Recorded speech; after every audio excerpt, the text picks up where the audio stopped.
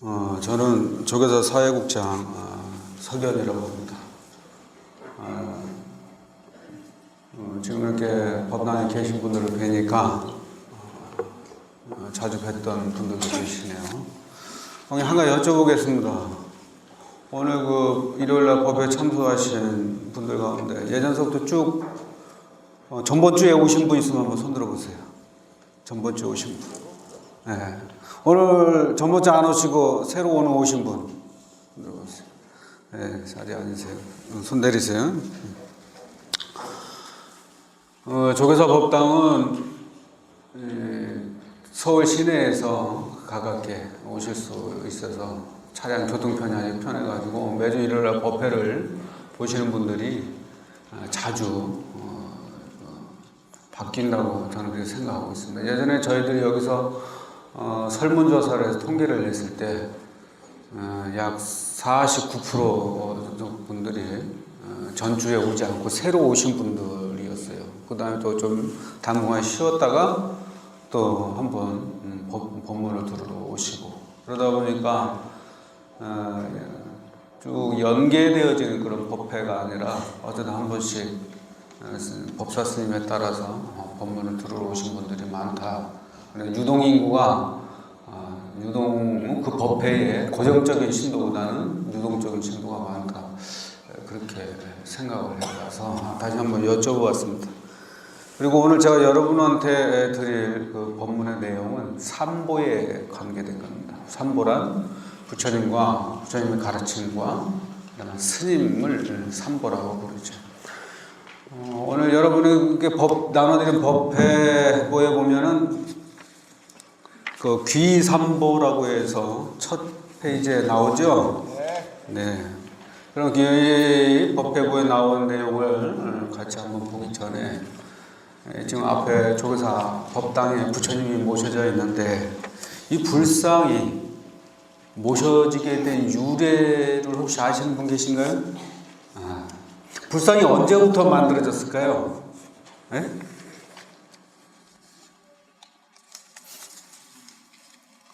불상은 부처님이 살아 계실 때 만들어졌을까요? 부처님이 열반하시고 난 다음에 다 열반하고 난 다음에라고 생각하고 계시죠? 예, 근데 부처님은 사실 불상이 조성되기 시작한 것은 부처님 제세시서부터입니다. 부처님이 살아생전에 사람의 몸으로서 이 세상에 화신으로 나와 계실 때부터 불상이 제작되어졌다는 생각입니다.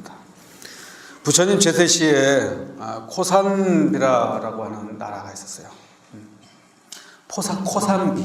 코산비라는 나라가 있었는데 그 나라의 왕이 우다야나라고 합니다. 우다야나 또는 우진왕이라고 이렇게 얘기를 해요. 그런데 이 우진왕이 평상시에 부처님의 말씀을 가까이 하고 부처님과 대화하기를 좋아하고 나라를 다스리다 보니까 어려운 그런 난국에 부딪히면 부처님에게 지혜를 구하는 일을 많이 하시다가 어느 날 부처님이 멀리 교화를 떠나고 난 뒤에 부처님과 대화를 할 수가 없었어요. 주변의 사람들에게 편하게, 백성들을 편하게 해주는 그러한 지혜를 나누는 그런 신하들이 부족하고 부처님에게 듣는 그 말씀이야말로 나라를 편안하게 다스리는데 큰 도움을 받았던 왕은 부처님이 멀리 떠나고 난 다음에 너무너무 부처님이 필요했어요. 부처님과 대화하고 싶고 부처님한테 지혜를 얻고 싶어 하는데 부처님 주변에 계시질 않으니까 부처님을 또 그러다 보니까 좋아하게 됐어요. 부처님을 너무너무 존경하고 사랑하고 부처님을 좋아하다는데 안 계시니까 금방 병이 들어버렸어요. 그래서 몇 날 며칠 누워서 병이 걸려서 일어나지 못하고 부처님을 그리워하는 이런 왕의 그 마음을 헤아려서 그나마 남아있는 지혜로운 신하가 부처님에게 자기 왕에게 병을 낫게 할 수 있는 그런 방도로서 그 나라에 유명한 조각가가 있었습니다. 그 조각가 이름이 미수갈라라고 합니다. 미수갈라라고 하는 조각가로 하여금 부처님의 모양에 똑같이 불상을 만들어서 그 왕이 부처님을 대하는 듯이 할 수 있도록 일단 부처님 그 왕의 마음을 좀 가라앉혀보자 혹시 병을 나을 수도 있겠다 이렇게 생각이 들어서 불상을 조각해 가지고 딱 모셔드립니다. 그 뒤로 이상하게 이 왕이 그 불상을 보고는 마치 부처님을 대한 듯이 사모하던 여인을 만난 듯이 그 불상을 보고 평상시 부처님을 만난 것처럼 그렇게 기쁘게 여기면서 병이 점차 나섰다고 하는데 그 처음 시작이 됐어요. 그러니까 불상은 언제부터 만들어졌냐? 부처님의 제세시소부터 만들어지게 되어졌죠. 그 뒤로 또 언제 부처님의 불상을 모시게 되냐면 유명한 파산이광, 파산이광도 부처님과 많은 대화를 했었던 분이고 경전에 수도 없이 많이 나오는 분이에요. 그분이 사위성의 파산이광이라고 하는 분도 이 우진왕의 병 나은 이야기를 듣고 자기도 부처님과 가까이 하고 싶은 그런 마음에 불상을 모셔놓고 어려운 일이 있으면 부처님 앞에 계신 것처럼 그 앞에서 이야기도 하고 평상시에 부처님에게 자문을 구했던 내용들을 생각을 하면서 마음의 위안을 찾는 데서부터 그게 이제 불상을 모시게 된 동기가 됐다 그렇게 얘기를 해요. 즉 여러분 요즘에 여기 조계사뿐만이 아니라 다른 절에도 가면 불상 조그만 거 하나를 집에다가 어디서 사오거나 아니면 집에 있으면 이거를 어떻게 해야 될지 몰라가지고 안절부절해서 또 스님들한테 질문해 오시는 분들이 꽤 많아요. 이 불상 어떻게 했으면 좋겠습니까? 이렇게 물어보는 분들이 있어요. 그래갖고 주변에 가까운 산이나 절에 집에다가 모시면 안 된다고 그렇게 생각을 하셔가지고 부처님을 고려장 하듯이 갖다 버리는 오는 그런 분들이 많아. 옛날에 고려시대 때 그 부모를 산에다가 모셔다 놓고 오시는 그런 때가 있었다고 그러죠. 일본에도 그런 게 있었고. 그런 것좀 부처님을 막 산에다 갔다가 바위 같은 데 올려놓고 그냥 와버려요. 그 부처님의 제자가 할 일이 아니에요, 그게. 즉 부처님을 좋아하고 부처님을 보고 싶어하고 부처님을 사모하고 부처님을 존경하고 항상 부처님께 예배를 하고 공양을 올리고자 하는 사람은 부처님을 옆에 모실 수 있는 겁니다. 이거 과거에 그러했듯이 예전에 우진왕이 그러했고 파사딩왕이 그러했듯이 부처님은 내가 보고 싶어 할 때, 내가 대화하고 싶어 할 때, 내가 부처님에게 공양을 올리고 싶어 할 때 항상 옆에 모셔두고 가까이 할 수 있어요. 집이 없으시니까 여러분 어디로 와요? 법당으로 오는 거예요. 법당에 부처님이 모셔졌으니까. 여러분의 집안에 부처님이 모셔져 있다면 그 집안에서 여러분은 부처님을 만날 수 있는 것인데 그 부처님을 집에다 두면 안 된다고 어디서 이야기를 듣고는 아니면 조바심이 나서 어떻게 해야 될지 몰라서 그냥 산에다 갖다 버리고 와버려요. 이거 있을 수 없는 일이에요. 부처님의 제자로서. 마치 그 불상에 무슨 힘이 있는 것처럼 그렇게 생각을 해요. 이거 다른 종교에서 이야기를 하기를 무상숭배는 이런 말을 하는 거예요. 여기 앞에 있는 불상에 거기에 어떤 힘이 있는 것이 아니라 여러분과 부처님과 하나가 되자고 하는 여러분의 마음 가운데에 거기에 부처님의 바른 가르침이 있는 것이지 불상 그 자체가 불상 여기에 무슨 에너지가 충만해서 여러분한테 뭐 원하는 대로 뭐 눈앞에 나타나니까 무슨 힘을 주고 하는 게 아니에요. 그 점을 잘 아셔야 돼요. 그래서 혹시 여러분 가운데서도 여기 계신 분들 가운데서 여기 계신 분들 중에서도 불상을 집에 모셨다가 아니면 어디 관광지 가서 부처님 한번 좋아해서 사왔다가 어쩔 줄 몰라서 절에 갖다 주신 분들 계시죠? 없어요? 있다고 그러시는데 제가 왜냐면 그 얘기를 참 그 질문을 많이 받아서 정말 많이 받았습니다. 어떻게 했으면 좋겠냐. 그래서 저는 그냥 저한테 가져오세요 이렇게 대답을 했는데 제 말이 맞죠? 네. 어떻게 될지 모르겠죠? 그러시면 안 돼요. 자, 오늘은 부처님에 대한 이야기, 부처님의 가르침에 대한 또는 스님들 이 삼보는 무엇이며 어떻게 믿어야 되며 어떻게 기도하며 삼보를 믿게 되면 어떤 즐거움이 있는지에 대한 이야기를 여러분한테 제가 해야 되는 날입니다. 그리고 우리는 왜 그러면 삼보를 모시는 건가? 부처님을 왜 모시고 부처님의 가르침을 왜 따르고 스님들을 왜 우리가 보살피고 지켜야 하는 것인가 라고 하는 점을 한번 생각을 안 해볼 수 없습니다. 같이 한번 귀3부에 관계된 부분을 여러분의 그 법해보 있죠? 귀3부에도 잠깐 보도록 하겠습니다. 한번 같이 읽어보죠.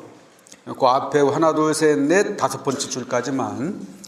자, 삼보를 공양 예배하며 찬탄 수의하여 부처님들께 권창하면 삼보를 사랑하고 존경하는 순수한 마음으로 말미암아 믿음이 성장해서 능히 무상의 깨달음을 구하게 된다. 또 불법성의 가호를 받은 탓으로 업장을 없애고 성근이 되던치 않는다. 법성을 따라 치장을 떠나기 때문이다. 여기에서 먼저 나오는 글귀가 공양하고 예배하고 찬탄하고 수의하고 권창한다는 5가지 용어가 나옵니다. 즉 부처님에게 귀하고 부처님을 믿고 따르는 제자가 되고 믿음을 내고 신심이 더욱 도와지려면 5가지를 해야 된다는 이야기입니다. 첫째, 부처님한테 공양을 해야 된다. 여러분들은 사실 때 매번 공양을 올리러 오시죠? 네, 부처님한테 육법으로서 공양을 올리기도 하고 또 법으로서 공양을 올리기도 하고 부처님을 찬탄으로서 공양을 올리기도 하고 참여로서 공양을 올리기도 합니다. 네, 두 번째가 예배한다라고 했습니다. 예배라고 하는 것은 부처님을 존경하고 존중하며 나를 낮추는 그러한 예식이기도 하고 또 그 예배를 통해서 사람의 마음 가운데에 삼독심을 탐내고 화내고 어리석은 그리고 자기를 높이는 그런 암만심을 낮추어서 업장을 지을 수 있는 그런 씨앗들을 두터운 업을 짓는 씨앗들을 그 싹을 자라지 않게 하는 그런 힘을 가지고 있습니다. 예배를 하면 부처님을 존중하는 것뿐만이 아니라 마음속에서 자라나는 자기를 내세우는 마음을 낮출 수 있는 힘을 갖고 있다는 점이죠. 그 다음에가 찬탄을 한다라고 했어요. 이 찬탄이란 말은 칭찬한다는 뜻이고 적극적인 상대에 대한 표현이라고 이야기할 수 있습니다. 천수경에서도 자기의 업을 밝히는 것 중에 첫 번째 해야 될 일이 상대를 칭찬하는 일이라고 그랬습니다. 천수경 맨 첫 제목이 처음에 나오는 것이 정구업주는 수리수리 마하수리 수수리 사발. 이것은 칭찬합니다. 찬탄합니다. 존경합니다. 당신은 훌륭하십니다. 그런 뜻이거든요. 수리수리 마하수리 수수리 사발. 존경합니다. 더욱 크게 대단히 당신을 존경합니다. 이런 뜻이에요. 우리가 가정 내에서 자녀를 가르치거나 자기 부인이나 남편과 서로 화합하면서 살기 위해서는 칭찬요법을 많이 쓴다고 그러죠. 상대의 잘못을 꼬집어서 그 잘못된 부분을 이야기하는 것보다는 상대를 칭찬함으로 인해서 상대 기운을 더 북돋아주고 또 열심히 일을 하거나 노력할 수 있도록 그렇게 유도하는 것이 칭찬요법이라고 그러고 부처님도 경전 내에서 수없는 칭찬을 합니다. 제자가 부처님한테 질문만 해도 선제라 착하구나 또는 선남자 선녀이나 이렇게 수도 없이 이야기가 나와요. 이게 칭찬하는 대목이거든요. 부처님이 끊임없이 부처님이 질문한 사람, 부처님 말씀에 대답한 사람, 대중을 위해서 앞에 나서서 이야기하는 사람 이런 사람들을 또는 행동 하나, 말 하나를 가지고도 거기에 이유를 붙여서 부처님 상대를 제자들을 계속 칭찬을 해요. 이 칭찬은 아무리 해도 손해가 나지 않는 것이며 상대에게 왕성한 그런 의지와 노력의 힘을 부여하는 그런 힘을 갖고 있죠. 여러분도 그건 잘 알고 있죠. 칭찬이 얼마나 위대한 힘을 가지고 있는지. 여러분은 여러분의 남편이나 자녀분들을 그동안에 많이 칭찬해 왔을 거라고 생각이 들어요. 가정의 평화와 발전을 위해서. 그 다음에 수희라고 하는 것이 수희라고 하는 것은 기쁘게 그 말씀을 따르거나 그분을 본받아서 내가 따라서 행동하는 것을 수의라고 합니다. 기쁘게 받아들일 수 있는 것, 그분의 말씀, 그분의 행동을 기쁘게 내가 받아서 할 수 있는 것을 수의라고. 부처님의 가르침이 나에게 이익을 주고 부처님의 가르침이 나를 일깨우고 나를 발전시키는 그런 가르침이라면 짜증내거나 힘든다는 마음이 항상 내 안에 들어있으면서 하는 것이 아니라 기쁘게 해야 된다. 업장운동입니다. 이 기쁘게 할 수 있는 것은 이해가 있어야 돼요. 부처님의 가르침에 대한 이해. 내가 왜 부처님을 믿고 부처님의 가르침을 따르며 승부를 내가 왜 보호하고 지켜야 되는지 거기에 대한 이해가 있어야 된다. 그 이해가 있으면 여러분 항상 기쁘게 부처님을 따를 수가 있다. 부처님에게 기도할 수 있다 이 말이죠. 108배 하면서요. 108배 하면 좋다고 그러니까 하기는 하는데 속에서는 엄청 짜증이 나면서 하는 때도 있어요. 아 힘들어 죽겠네 이러면서도 108배를 하긴 해. 좋대. 마음속에서는 좋지 않은 마음이 있으면서 몸은 108배를 했다고 해서 그것이 정말 수의, 기쁜 마음으로 하는 것이 그게 아니거든요. 공덕이 없어요. 정말로 내가 절을 하면서 공덕이 쌓이려면 내가 하는 일에 기쁨이 있어야 돼요. 그래서 사업을 하는 사람도 돈맛이 한번 들면 무지 기쁘게 합니다. 그죠? 하루에 2시간, 3시간 자도 피곤하지를 않아. 그는 기쁘게 일을 하기 때문이에요. 종교를 믿는 사람도 부처님에 대한 이해가 있게 되면 내가 하는 봉사나 공양이 기뻐요. 그 기쁜 마음으로 종교 신앙생활을 할 때 그분은 생명의 에너지가 충만되고 그분이 하는 마음 믿음의 어떤 그 의지가 강해져서 믿음의 의지가 강해져가지고 매사의 모든 일에 자신감을 갖게 되고 떳떳하고 그래요. 여러분 주변에 있는 사람들에게 부처님의 이야기를 할 때 자긍심이 있으신 분 다 있죠? 부처님을 떳떳하게 나는 부처님의 제자요, 부처님은 나의 스승이요. 부처님은 이런 말씀을 우리에게 전했다. 부처님은 우리에게 괴로움을 없애라는 말씀을 해주셨고 우리가 이 세상에 살고 있는 자체가 업장이기 때문에 이 업장을 녹여서 자유롭고 평화롭고 평등하며 화합된 그런 현재와 미래의 사회가 될 수 있도록 그 구현을 위해서 이 땅의 불국토회가 바로 우리가 행복하게 사는 그런 길임을 부처님이 말씀하셨다는 걸 주변의 분들한테 열심히 자신있게 얘기하면서 부처님의 도량으로 여러 불자를 만들어가는 그런 일에 자신감을 갖고 있으시라고 저는 믿어요. 그 조계사에 다니는 분들은 또 어느 절을 다니는 분들보다도 자신감이 있어요. 나는 조계사 다입니다. 부처님의 제자입니다라고 똑똑하게 이야기를. 왜? 나는 조계사 다니니까. 여러분은 자긍심이 있다고요. 제가 다 여쭤봤어요. 네? 조계사라고 하는 메리트가 있습니까? 없습니까? 있다고 다 얘기하시더라고요. 여러분 그러죠? 그래서 여러분 난 조계사 오는 걸로 알고 있어요. 네?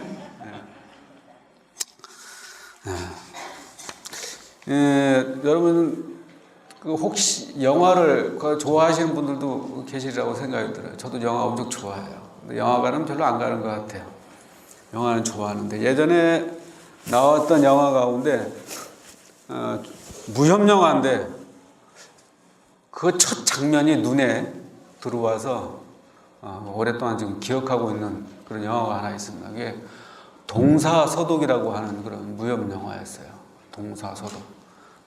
그 한문으로 얘기하면 동력정자에다가 삿대사다. 동쪽에 삿된 어떤 사람이 있어요. 악역을 하는 사람이라고 할 수도 있겠죠.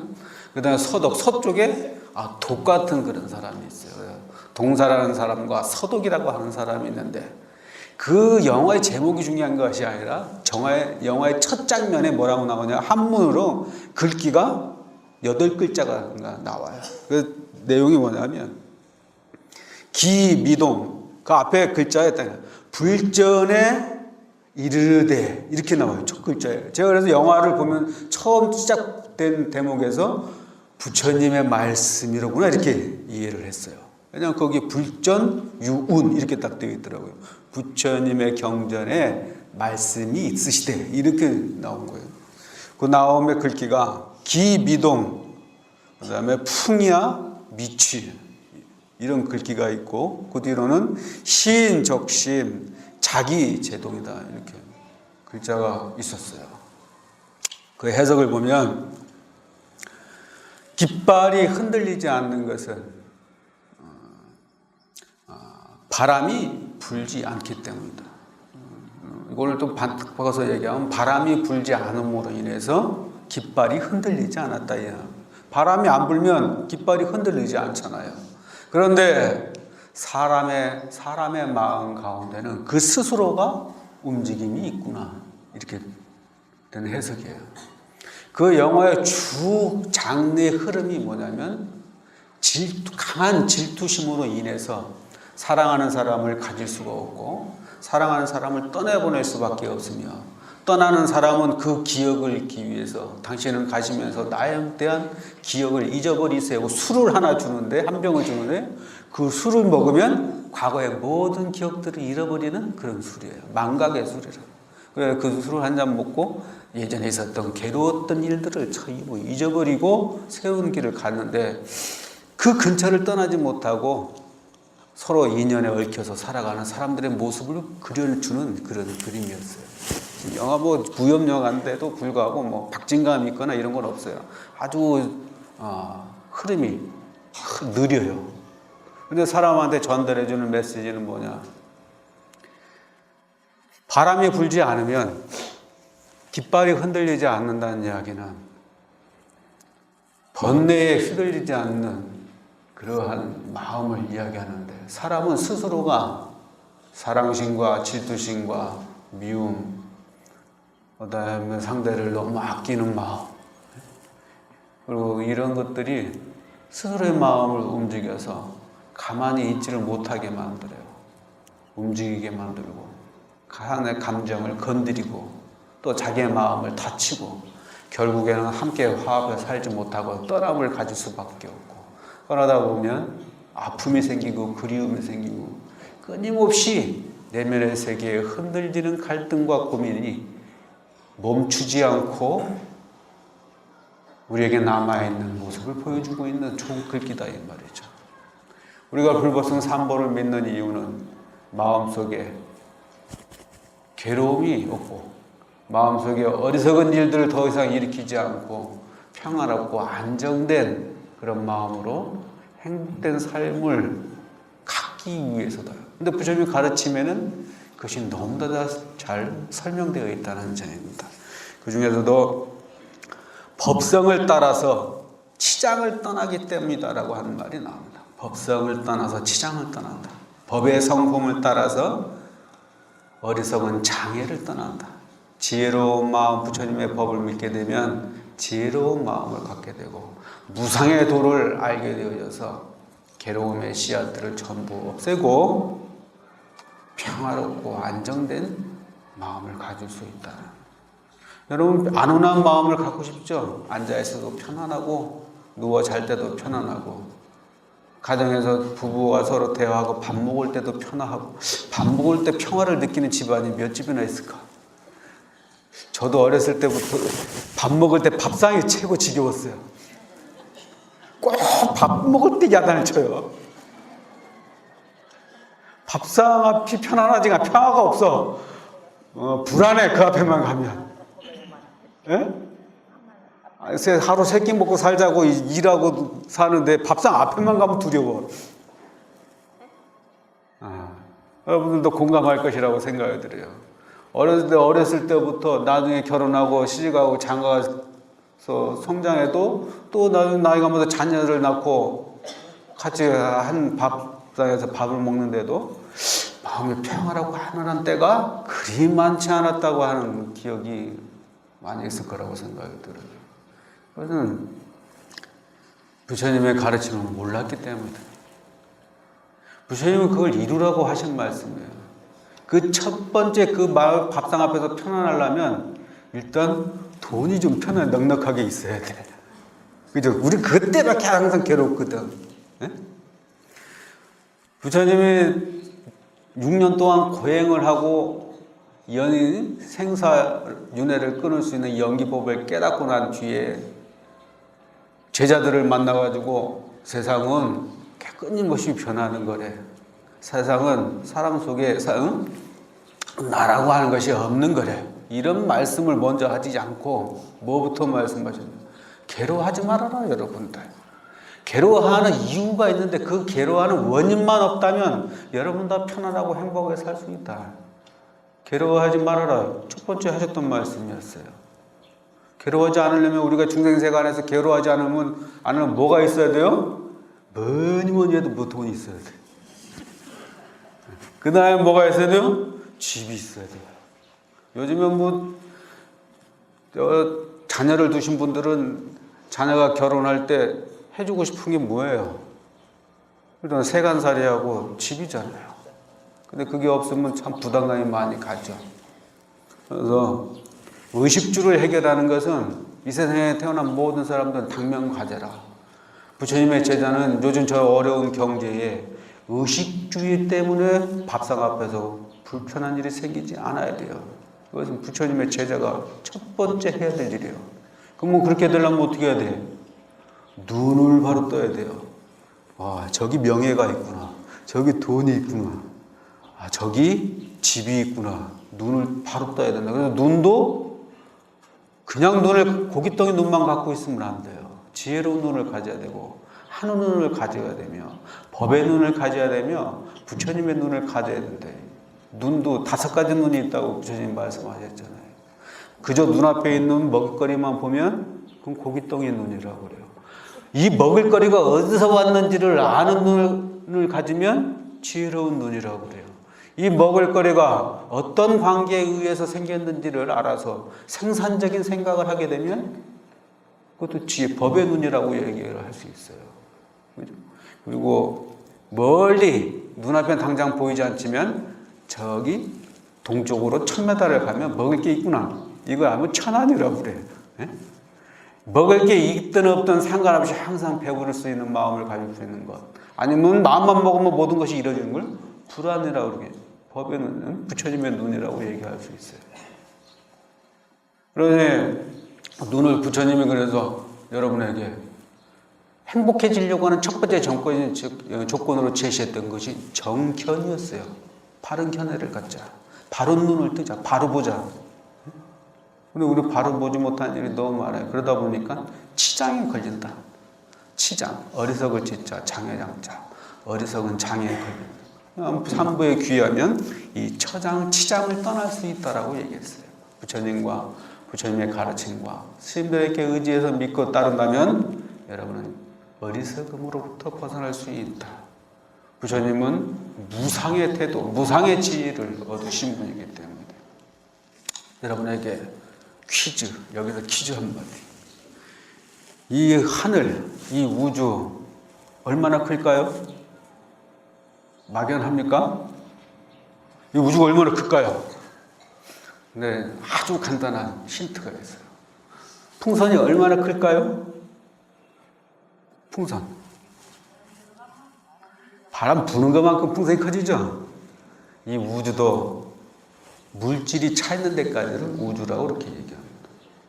즉, 별들이 초신성이라고 그러죠? 별이 막 터져서 폭발을 해가지고 그것이 팽창을 해서 여기저기서 별들이 터져서 팽창을 하면 그 안에 바람 부는 것처럼 그 안에 물질이 찬 곳까지를 거기를 우주라고 얘기하고 그 물질 바깥의 얘기는 사람의 생각으로 미칠 수 있는 것이 아니어도 우주라고 얘기하지 않습니다. 우주는 공간이라고 하는 이야기며 그 공간이라고 하는 것은 물질과 물질과의 사이를 이야기하는 거예요. 그래서 물질이 차 있는 데까지를 우주라고 그렇게 얘기를 해요. 아주 간단해요. 풍선도 사람이 바람을 부는 것만큼 커질 수도 있고 바람이 빠지면 작아져요. 우주도 별들이 수도 없이 많이 물질이 생기고 확장되졌다가 그것이 생명이 다해서 사라지면 우주가 또 조그매졌다가 커졌다 작아졌다 그래요.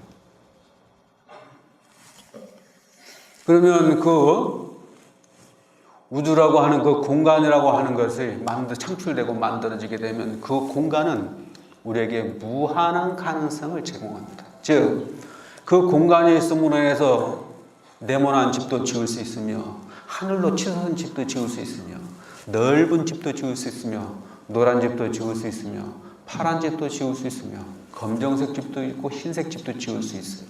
이것은 무엇을 의미하느냐?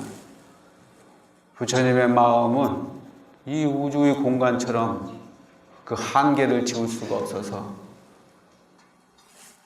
남자라고 하는 집을 짓게 하고 여자라고 하는 집을 짓게 하고 사랑이라고 하는 집을 짓게 하며 미움이라고 하는 집을 짓게도 하고 질투라고 하는 집을 짓게도 하고 떠남과 만남과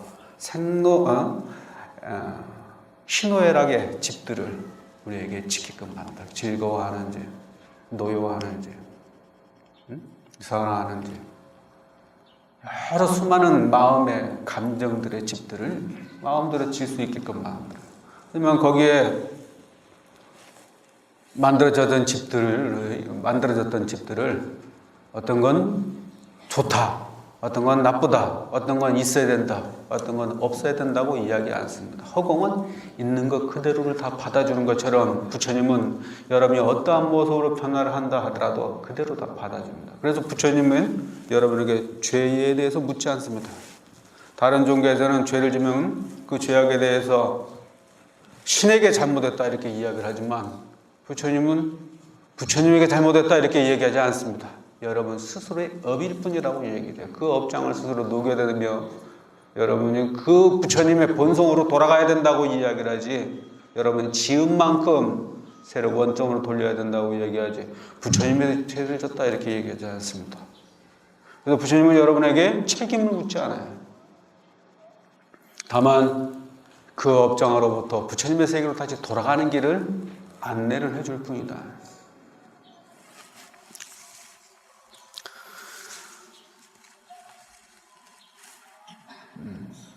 바람이 불지 않으면 깃발이 흔들리지 않는 것처럼 사람의 마음 가운데에 번뇌심을 일으키지 않는다면 사람은 괴로울 일이 없어요.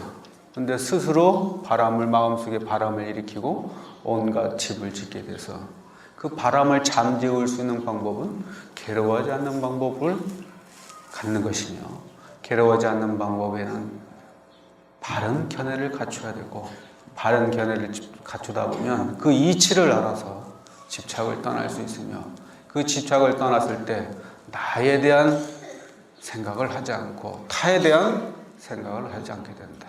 이 세상에 만들어진 모든 것들은 있는 그대로서 서로 평등하다라고 해요. 돈이 있는 자와 돈이 없는 자와 건물이 큰 것과 건물이 작은 자들이 전부 다 평등하다고 얘기를 해요.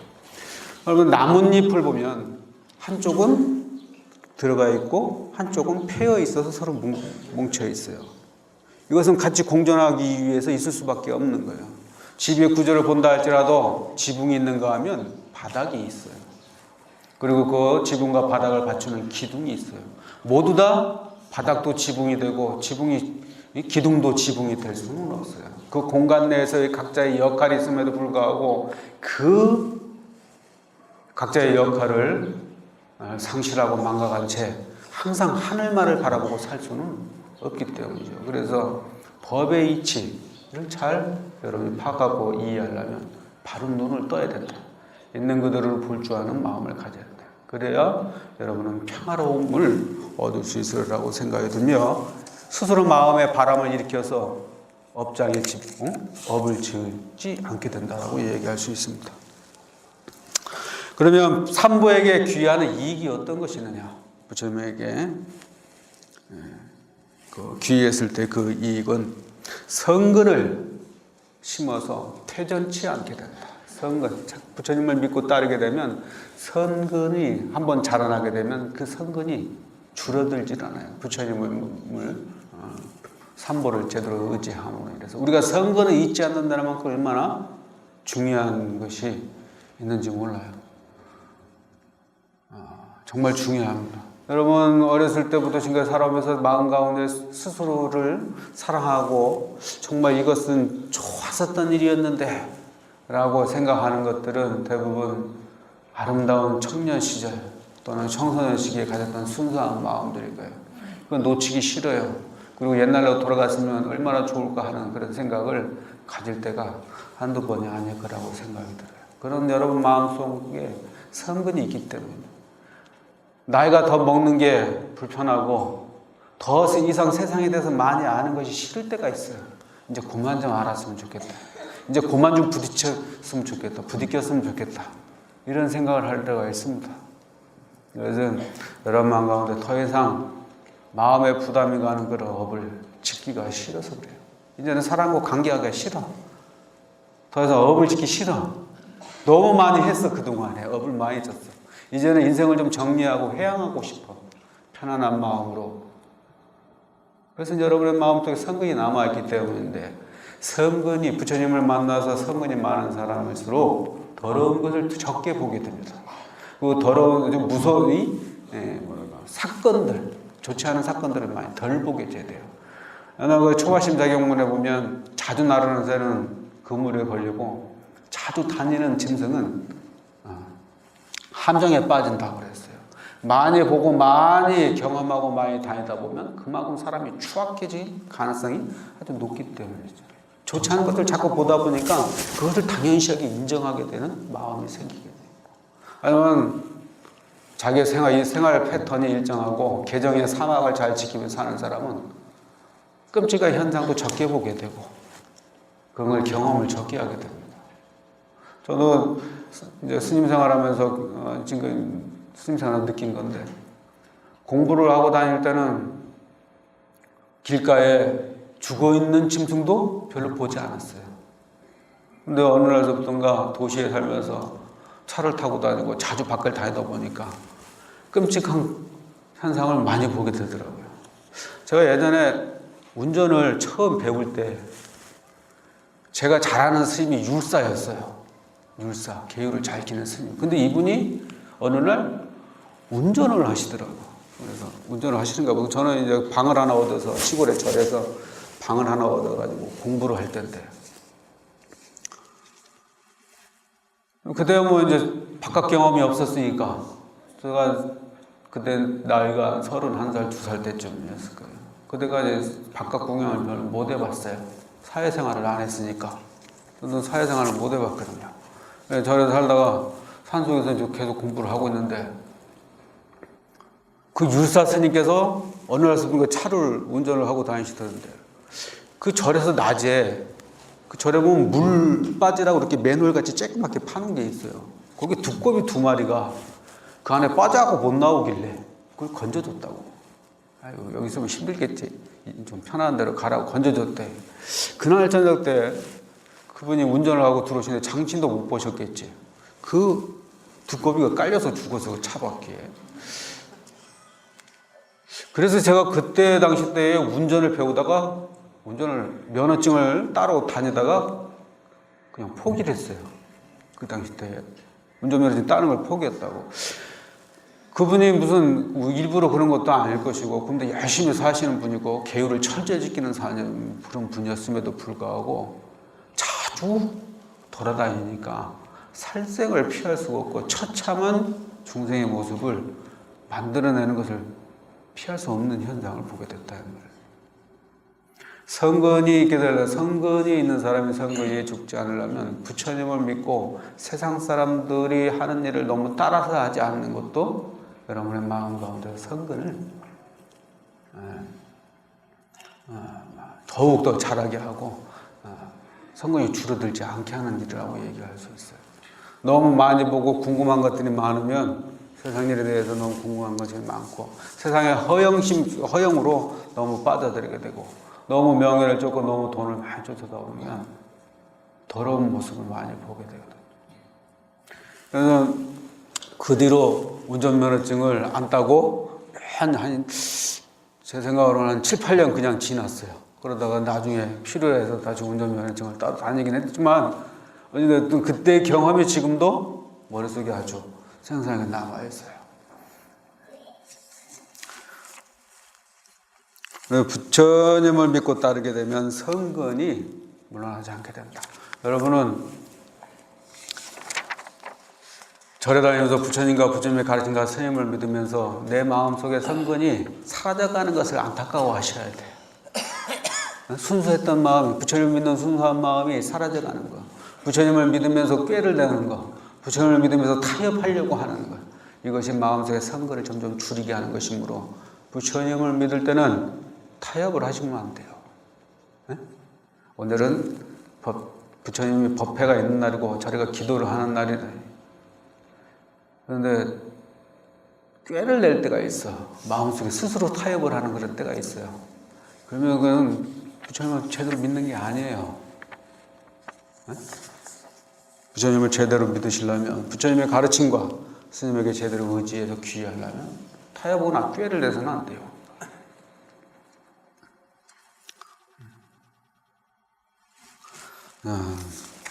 시간이 조금 됐으니까 내가 삼보가 의미하는 뜻에 대해서 잠깐 이야기를 하도록 하겠습니다. 삼보가 의미하는 것이 뭐냐?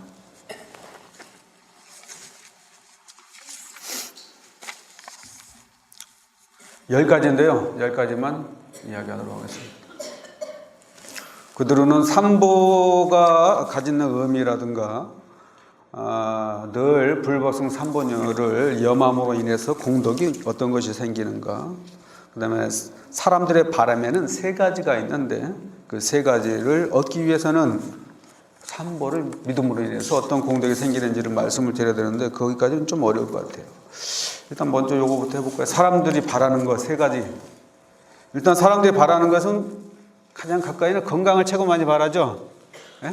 물론 돈이 뭐 좋긴 하지만 건강에 이르면 모든 걸 다 잃는다고 해서 건강을 강조하는 말들이 참 많습니다.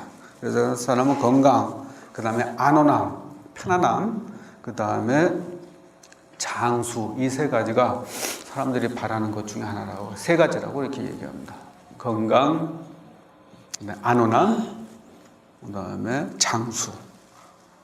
근데 여기에는 3가지 적이 있어요.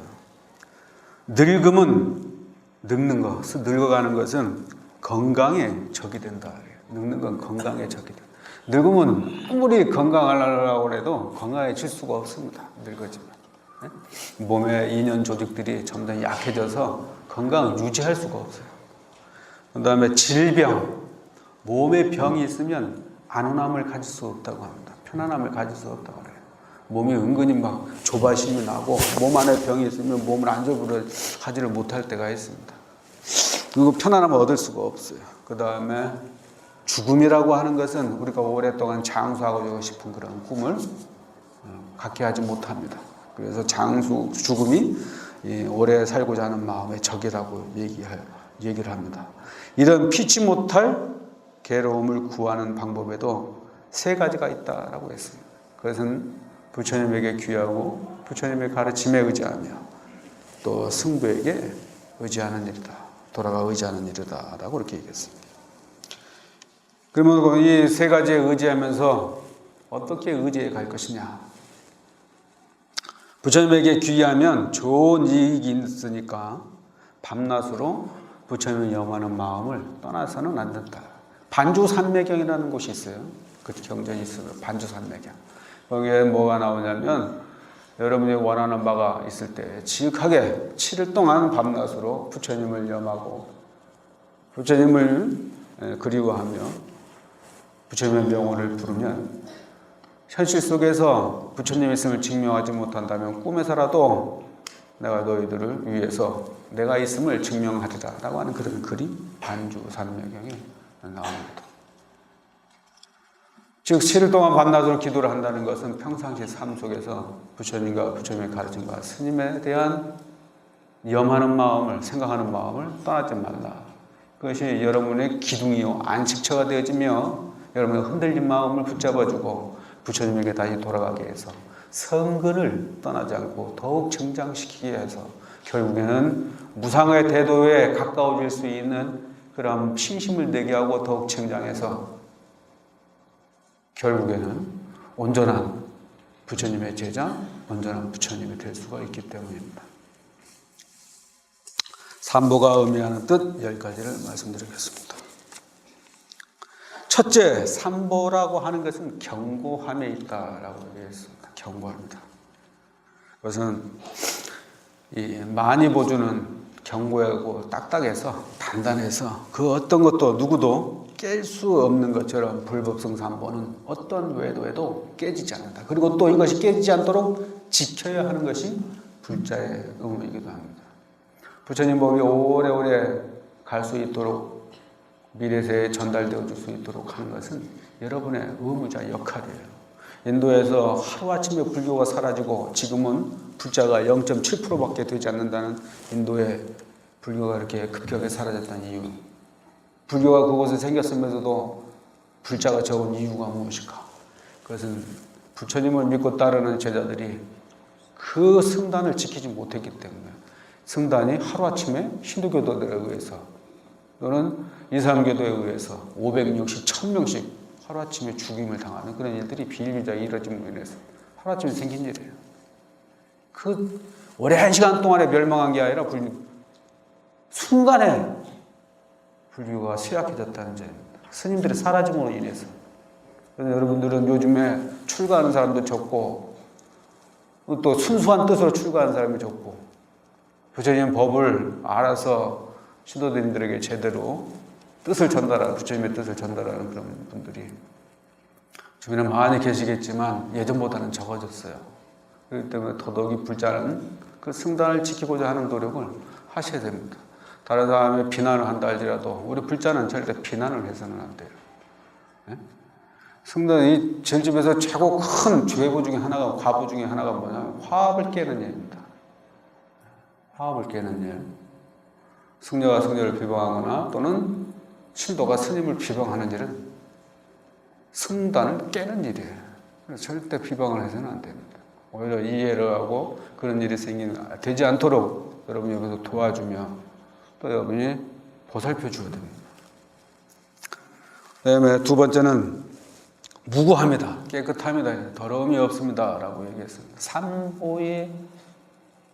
삼보를 하는 뜻.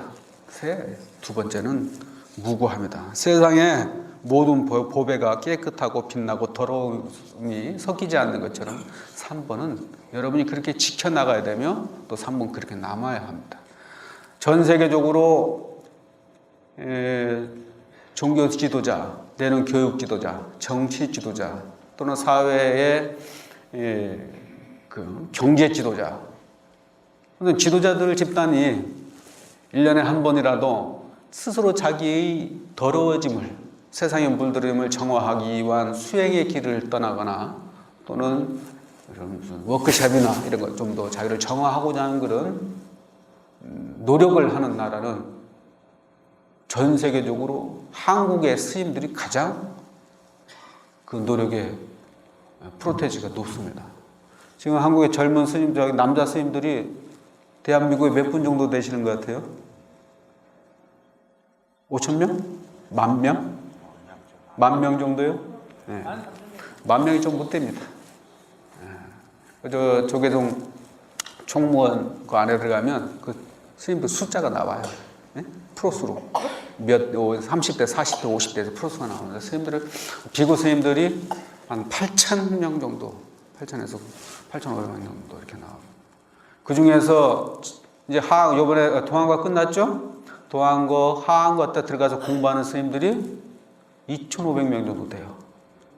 2,500명. 그런데 그 스님들은 너 거기 안 가면 그저 뭐 앞으로 살아가는데 지장이 있을 거야. 이렇게 누가 위협하는 것도 없고. 네? 그런데 스스로 선방에 가서 정진해요. 그러면 약 25%, 30% 정도? 30% 정도가 가서 스스로 들어가서 정진을 합니다. 근데 이 30% 정도 되고, 그리고 그 중에서도 이제 주지하는 스님들 빼고, 연세가 많이 드신 분들 빼고, 또 행정 업무 보는 스님들 빼고, 그러면 또 그만큼 숫자가 줄어들겠죠? 그러면 실제로 활동할 수 있는 스님들 가운데서 2,500명이 수행을 하러, 스스로 정화를 하러 석 달 동안, 그것도 매 여름하고 겨울에 그런 숫자가 간다는 것은 전세적으로 그 유례가 없고 오로지 대한민국의 스님들만이 하고 있어요. 네? 서양에서는 다른 종교에 그런 지도자들이 없고, 정치 지도자도 없고, 교육 지도자도 그런 사람이 없어요.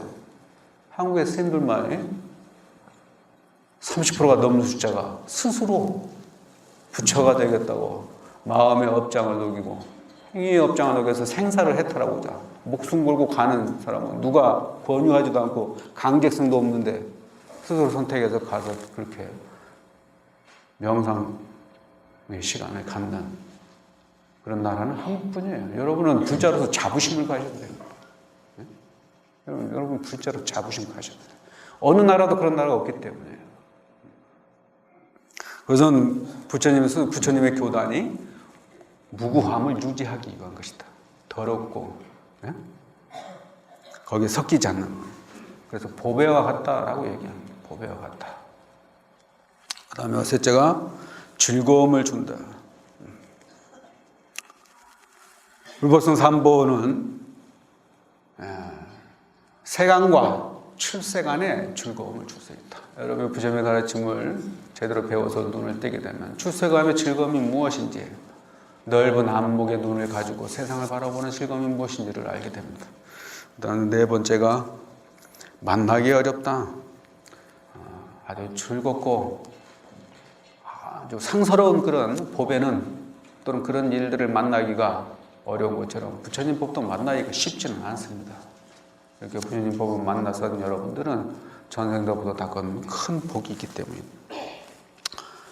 그 다음에가 다섯 번째니 깨이는 그런 작용을 가지고 있다. 무엇을 깬다 이 말이죠. 즉 중생이 가지고 있는 가난함이나 어려움이나 어리석음을 깨는 그런 힘을 가지고 있다. 3번은. 여섯 번째는 위덕이다. 그것은 전륜왕이 보배구슬을 굴려서 많은 적들을 물리치는 것처럼 부처님 3번은 내가 부처님을 제대로 믿고 의지하면 마음속에 일어나는 또는 바깥으로 일어나는 모든 마라, 즉 외마들을 악마를 항복받을 수 있는 그런 힘을 갖추고 있기 때문이다. 불법성 삼보를 제대로 먹고 의지하는 사람은 점집에 가서 뭐 두렵다고 귀신이 나타났다고 무서워하면 안 됩니다. 부처님 삼보를 믿으면 부처님과 부처님의 가르침과 스님들을 믿는 분들은 그 믿음이 증장하고 그 믿음이 강한 사람, 그래서 자기 스스로 의지가 부처님에 대한 의지가 생기신 분들은 당당하고 떳떳해서 그 어떤 것도 두려워하지 않아요. 두려움이 많으면 그 순간 여러분의 믿음을 한번 스스로 되돌려볼 필요가 있어요. 내가 지금 부처님을 제대로 믿고 있는 것인가? 내 마음속에서는 신명난 기쁨이, 부처님의 믿음으로 인한 기쁨이 지금 있는가? 내가 부처님에게 가서 봉사함으로 해서 나는 자부심과 자긍심이 현재 쌓여지고 있는가? 그것이 없고 두려움이 생긴다면 여러분의 믿음에 금이 가는 것을 아시고 열심히 기도를 하셔야 됩니다. 일곱 번째는 원을 만족시킨다. 내가 갖고 있는 소원을 만족시키는 것이니 부처님의 가르침을 제대로 믿고 따르는 사람은 부처님의 말씀에 따라 실천하면서 자기의 소원을 빨리 이룰 수 있는 그 힘을 갖추게 된다. 여덟 번째는 장엄이라고 했으니 장엄, 무엇을 가꾼다는 것이죠.